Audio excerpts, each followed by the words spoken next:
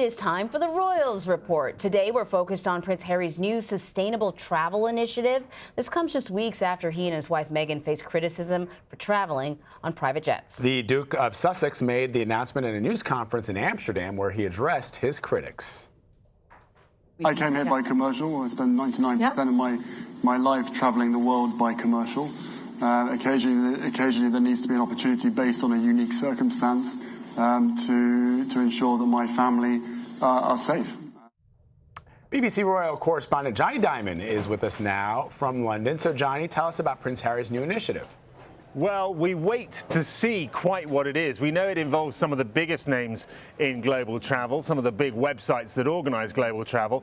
We gather that over the next 18 months, they'll be rolling out a series of initiatives essentially to encourage people to travel because, as Prince Harry puts it, that's the way the world comes together, but also to encourage them to do it sustainably and in a way that does not impact too heavily upon sometimes fragile communities. And this, of course, brings together a series of concerns, but the key concern being one for the environment. As you heard there, however, the first question on many people's minds was this question of Prince Harry's own travel, Harry and Meghan's own travel. Over the summer, pretty fierce row here in Britain, spearheaded largely by some of the newspapers shouting hypocrite at Prince Harry for his use of private jets and his talking about leaving a light footprint on the earth, something he addressed just there, saying that most of his travel was commercial, but at special circumstances he did have to travel privately.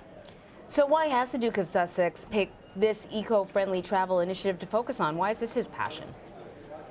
Look, really for decades, the royal family has embraced environmentalism, really since the early years of Prince Philip, the Queen's husband. He was one of the first presidents of the World Wildlife Fund, and he, in 1982, started talking about issues like climate change, a very, very early adopter of issues like that.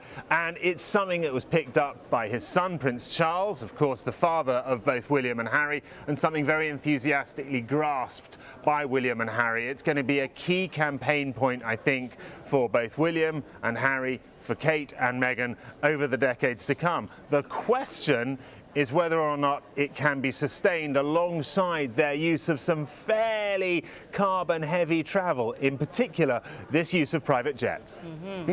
All right, Johnny, it's back to school season, and this year Princess Charlotte will be joining her brother George at school.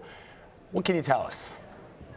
Well, she's going to the same school as George. George went there a couple of years ago. Prince George, that is, of course. Princess Charlotte started today, and she's going to a London day school called Thomas's Day School in South London.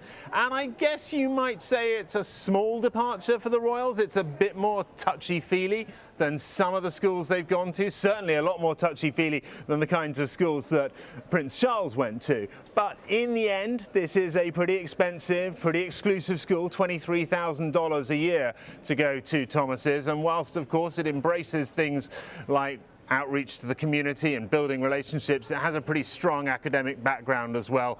About 500 pupils in all. Small classes. We gather that Princess Charlotte will be known as Charlotte. We don't quite know what her last name will be. The suspicion is Cambridge, and she'll be joining her older brother, her big brother there. We'll see whether or not he gives her a warm welcome. But from all the photos we've seen of them, they get on extraordinarily well. Well, he'll be there to show her the ropes, right? Yeah. It's always good to have a big brother around if anyone messes with you. That's right. Take it up with my big brother. That's exactly right.